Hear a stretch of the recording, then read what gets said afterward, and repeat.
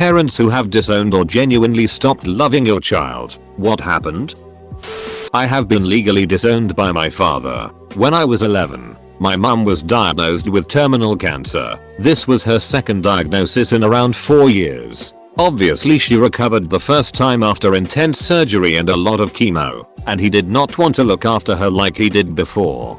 He also had a new GF and her family to look after apparently, and he had no issues leaving us. When my mum passed away when I was 14, my brother, grandmother, him and I met up to discuss who I was going to live with. The plan was my brother and his family. Father was never considered, and he showed up and declared that he was in the process of going to court to legally emancipate himself from me. He went out of his way to legally declare that I was no longer his child, just so that my brother, 22-year with a wife and 2 young children already struggling on 1 paycheck, couldn't seek child support. Needless to say, it stung coming only days after my mother's funeral.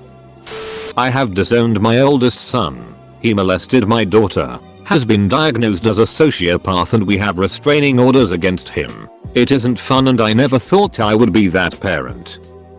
My mother and her sister were both adopted into a great family. Recently, my grandfather fell ill and we were told to prepare to say goodbye, so the family gathered. My grandmother has had a hard time with her memory since she had a brain hemorrhage, but she welcomed my aunt into her home during this tough time. Whilst my grandfather was in his final week, Wendy, aunt, took my grandmother's ATM card and proceeded to spend well over $1,000 on herself and get herself a motel room. She also attempted to steal their car. When my uncles found out, she basically disappeared into the wind. After my grandfather passed and his funeral was all sorted, my grandmother went to an attorney to write Wendy out of any inheritance she would get from their estate when she passes. She didn't press any formal charges, because the whole process would have been lengthy and more painful for her. She didn't need the extra stress. I'm pretty sure one of my uncles also threatened Wendy to make sure she stayed away from my grandmother from now on too.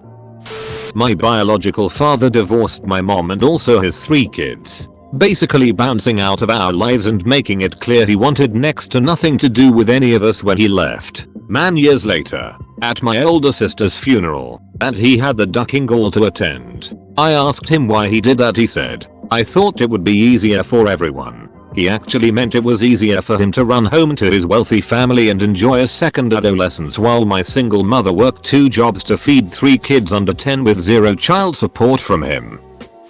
A little different. I was disowned, but I deserved it. I was an addict and a mess for a long time. My mom couldn't keep bailing me out of trouble and watch me self-destruct anymore. I wasn't living at home. She came to see me one last time to tell me she was done, not to contact her. She would no longer have anything to do with me. She was in pieces. I can't imagine how hard it must have been for her, but it was the best thing she ever did for me. Once she cut me off, my rock bottom came hard and fast. After a little while of living on the streets and my addiction consuming me, I made my way to a detox center. Got a few days clean under my belt and never looked back. That was almost 15 years ago. After I was clean a little while, I contacted my mom. And little by little we built a relationship again. And now we're really close. I am forever grateful to my mom for letting me fall and letting me back into her life. As Jehovah's Witnesses, my parents disowned my siblings and I several times since I was in my late teens. One of the JW rules is that you do not associate with others who know the truth but refuse to follow it. Including family and parents are encouraged to disown any children who have left the religion. The first time was when I was 19. It upset me. I was heartbroken and eventually they changed their minds only to do it again a couple years later, and so on until I stopped caring and no longer attempt to be a part of their lives at all. My parents disowned my oldest sister. She always struggled growing up more than us. She became a teen mom with a bad older dude. Partied a lot, etc. But my parents helped her a lot. They do okay for themselves, but had a no co-signing rule for all 6 of my siblings and I. Still, they co-signed for her house so she could get a head start. She didn't pay the mortgage for almost 3 years before my mom got served in front of all the other nurses at her work. My parents worked tirelessly to try to work out deals where my sister and her family kept the house and got some leniency, but to no avail. because my sister never showed up for court dates. During this time, she paid $12K for IVF and got pregnant with her 5th kid, and my mom demanded some of the money back. She accused my dad and my brother of beating her sons when my parents took them to Disney World. He didn't, and said she'd file a police report if he asked for money again. They kept asking, cause it wasn't true. She awkwardly joined us for Christmas and punched my brother in the face during the meal for humiliating her oldest son by asking him if he wanted to work at my brother's company for good pay. Her oldest son is in and out of jail, and my brother was trying to help him after his release, but her son said he didn't want a job and got mad. She then called the cops and told them the same brother had illegal guns in his truck, and they came on Christmas night and searched his truck. No guns found. Needless to say, she is not welcome anywhere near any of us, and my mom still cries about it, but refuses to talk to her again. I disowned a family member, not a child though. We were very close, until he ended up being caught in a pedo sting. Then I turned my back and haven't looked back. I have a sister the age of the girl he was supposed to meet. I can't associate with scum like that. For your information, according to my sister, nothing was ever done to her. I hope my mom answers this one. I wouldn't say I've disowned or stopped loving my son, but it's real tough to find love for him. He's almost 14 next month, and he's currently out of our home at a treatment facility. He's averaged 2 arrests a year for the last 2 years, and he's attacked my wife several times, our daughters several times, and the neighborhood kids several times. He's run away from school, run away from home, and tried to push me off the roof of our house after threatening to jump off and hurt himself. We have become that family in our town where the police are called to our home on a semi-regular basis. He's been getting more violent as he gets older, not to mention bigger and stronger, and I honestly don't see an end in sight. The key fact I'm leaving out is that he's been diagnosed as high-functioning autistic and is also bipolar. That's like putting walls around a tornado and expecting it to stay inside the walls. A lot of what has occurred he had little control over because of the way his mind is, where he's constantly at war with himself. Structure versus chaos. And my wife and I have tried desperately to give him the best life we can while keeping ourselves and our daughters safe. But I'm tired. It's been 8.5 years we've been going through this with him, and I've been ready to throw in the towel on him for a while. But my wife refuses to let him go. So we wake up every morning trying to give him the best life for him and our girls. Not my story, but in a similar thread to this one, asking parents about when they realized they raised a monster. Someone linked to this post. TLDR of that post, the son was a dipit as a teen but took it way further by eventually raping his own mother, who committed suicide a year after. My father said my mother's issue was she had too many children and it gave her some kind of brain fever, much like a dog that loses its mind after having too many puppies. My mother said my father felt trapped by me. He was planning to leave when it was just my 2 older brother, and then my mother got pregnant with me and he felt obligated to stay. Now that I'm an adult with 2 kids myself, I think I realize that both of my parents are just extremely mentally ill and incapable of loving anyone, including themselves. Not a parent, but my parents stopped loving me the moment I was disfellowshipped as a Jehovah's Witness, and I was promptly kicked out. I knew nothing of how to live on my own at the time, but I had a decent job and survived. My brother stopped associating with them 2 years later and lives with me, and they since moved away, 1,500 miles away to be exact. It's easier to tell people I am orphan or that I do not have parents, cause it's hard to explain how they would stop loving or want to associate with their own son over some stupid cult rules.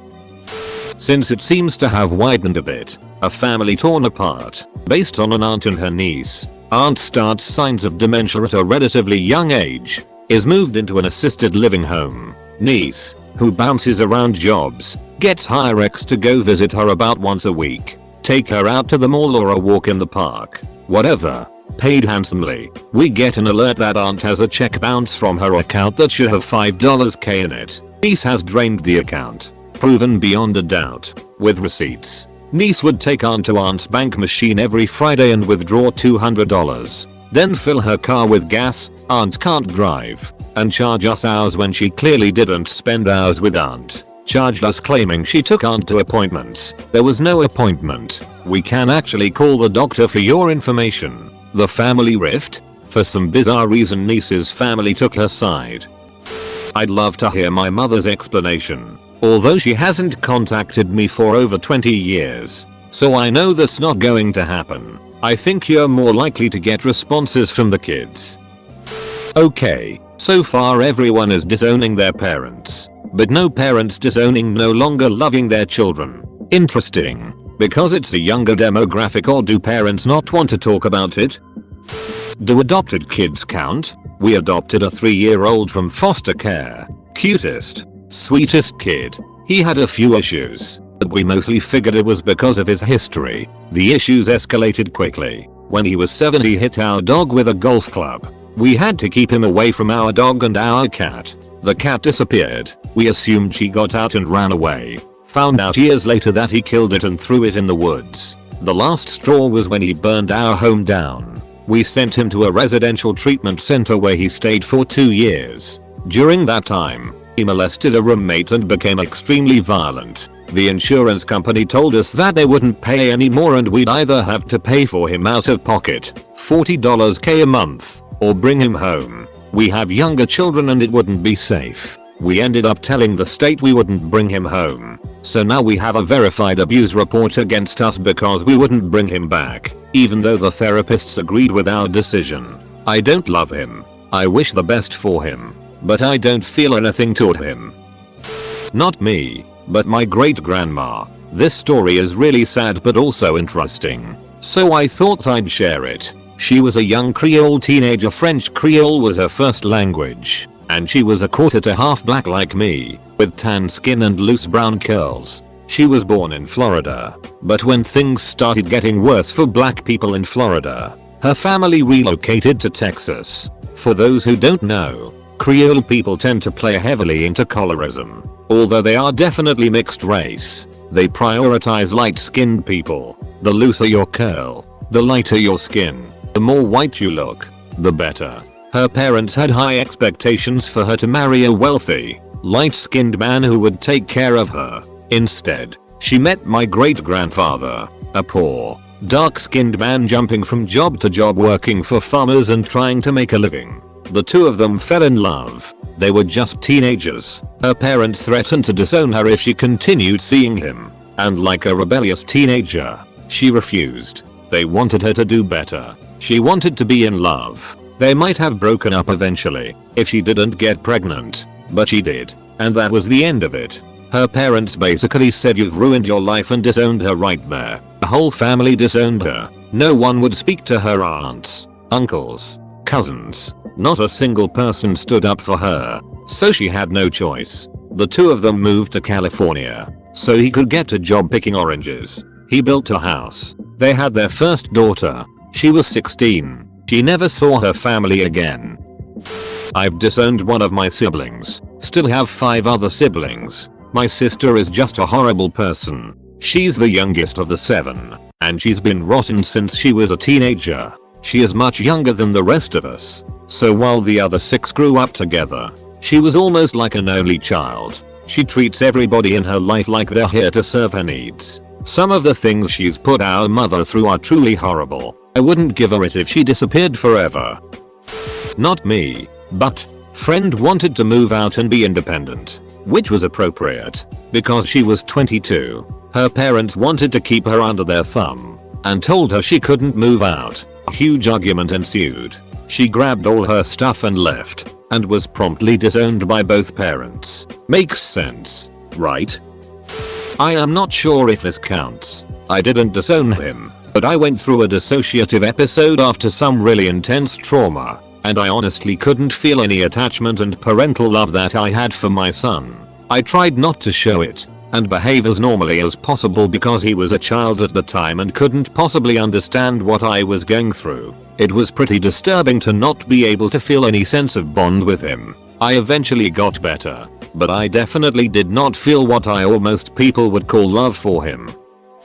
More thankless registered sign, not me, but my mum got taken out of my grandparents' will, and she only got to know so because of her sister. Her side of the family has always been very conservative and rather communal. Societal death do us apart is serious business with them. When she ran away for over a week without giving any notice, leaving me and my sister alone, only to come back with some stranger we couldn't tell anyone they were living with us. It was obvious things were about to get hairy. She divorced and remarried in the span of about 6 months, trying to keep everyone in the family out of the loop. I wouldn't be surprised if someone learned about it through the invitation to the party. Prize and drama ensured that day. She wasn't invited to the Christmas family reunion, and she used me and my sister as bargaining chips. They took away from her anything that was still in their name. She moved away, and only recently has she been trying to connect back.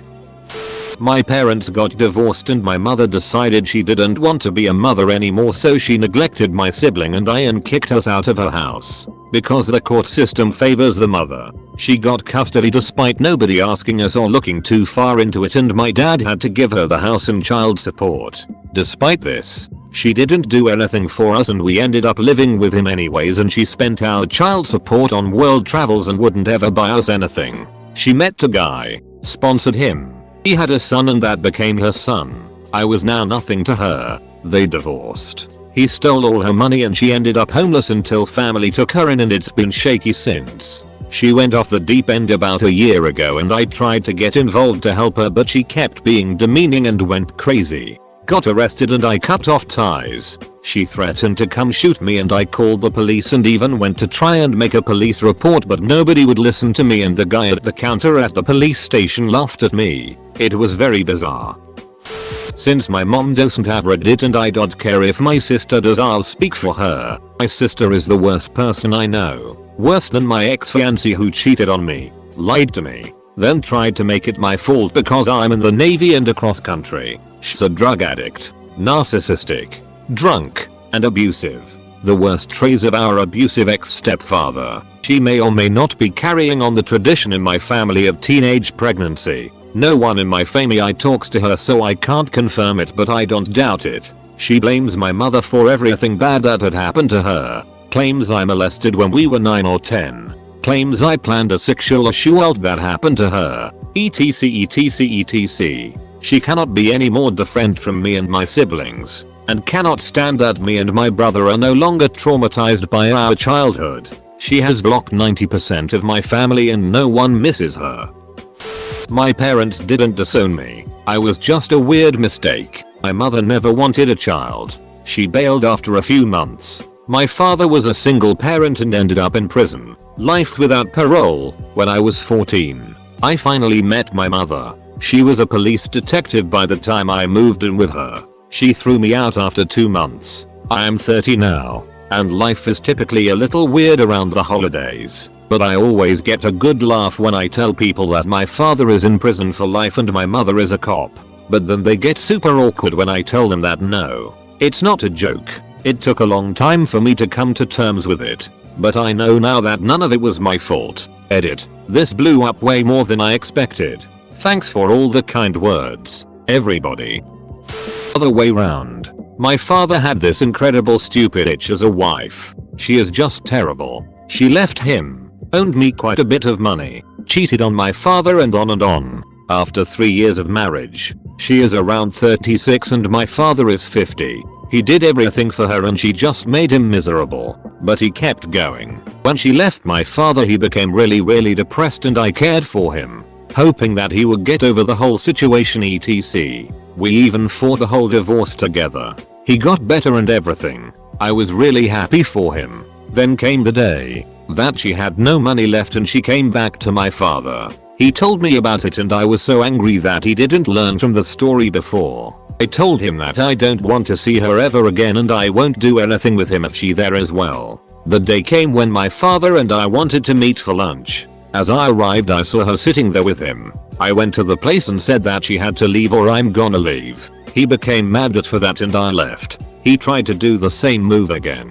I told him to duck off and never spoke to him again. I never trusted this woman. It became better and then I found out about her cheating, lying and everything. She told me to duck off when I wanted my money back. I won't trust her ever again, but I can't help my dad. I told him everything and he is still blind through those love curtains.